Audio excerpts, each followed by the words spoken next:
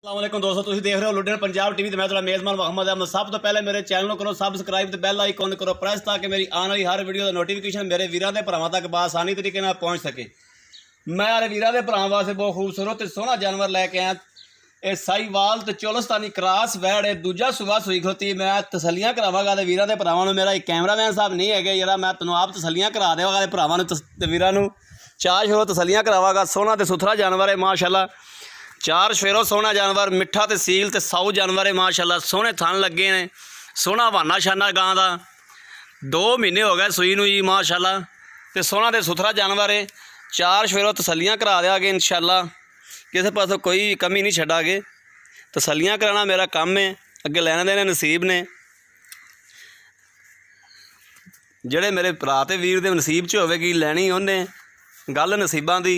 तसलियां कराना मेरा फर्ज बनता है। तसलियां मैं इंशाअल्लाह चार शेरों करा देंगा आते वीरां दे भरावां नूं।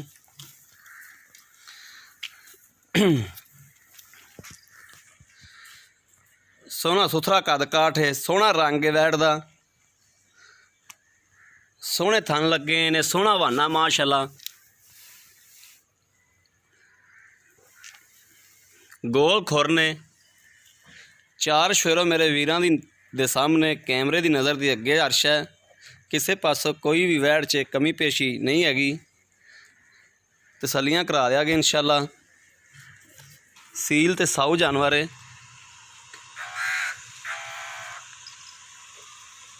अगे लैने देने नसीब ने। तसलियां कराना साडा काम बनता है। तसलियां इंशाअल्लाह असीं जरूर करावांगे। बाकी मेरे वीर वेखते पे ने। दूजा सूआ सूई खड़ी, 2 महीने हो गए सूई नूं।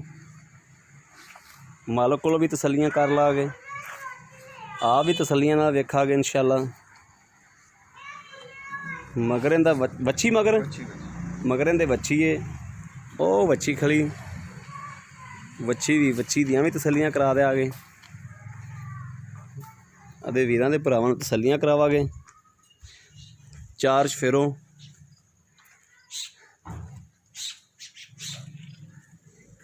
यह बच्ची साहीवाल नस्ल की बच्ची है।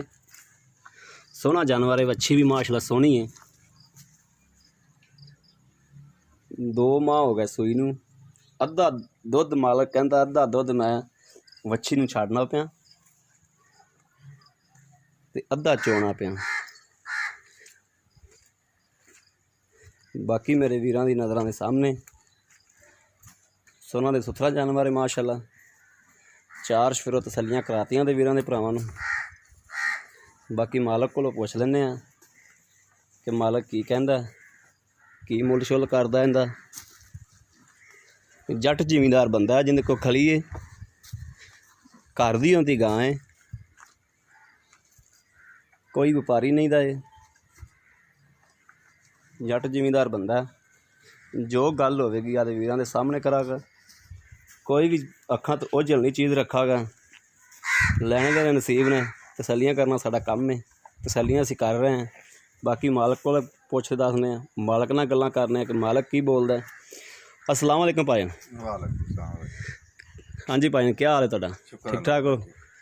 ए भाईजान की नाम है अपना? मोहम्मद असलम। किहड़े एरिए च आपां खलोते हैं? आरफ वाले। खले। ठीक हो गया भाईजान। तुसीं ये गां अपने घर दी कि व्यापार छपार दी? घर दी है। घर दी, व्यापार छपार दा नहीं करदे? नहीं। अच्छा बाबू, ये किन्ने दी गां देनी ते की दुध कुदू देंदी है?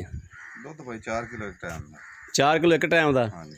इनू वंडा छंडा केड़ा पांदे? कोई वंडा छंडा पांदे हो, खाल शाल पांदे हो, की पांदे हो? नहीं, सिर्फ सूखे टुकर पाएंगे। सुक्के टुक्कर पांदे हो? ते की दुध किन्ना कर दी है? दुध 4 किलो एक टाइम का। 4 किलो एक टाइम का। बच्चे ने छड़ के ही? हाँ जी, 2 थान बच्चे छड्डे ने, 2 थान चोरी। 2 थन चोंदे, 2 थन बच्चे ने छड्डदे जो।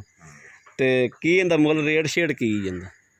रेट भाई इंदा 1,25,000।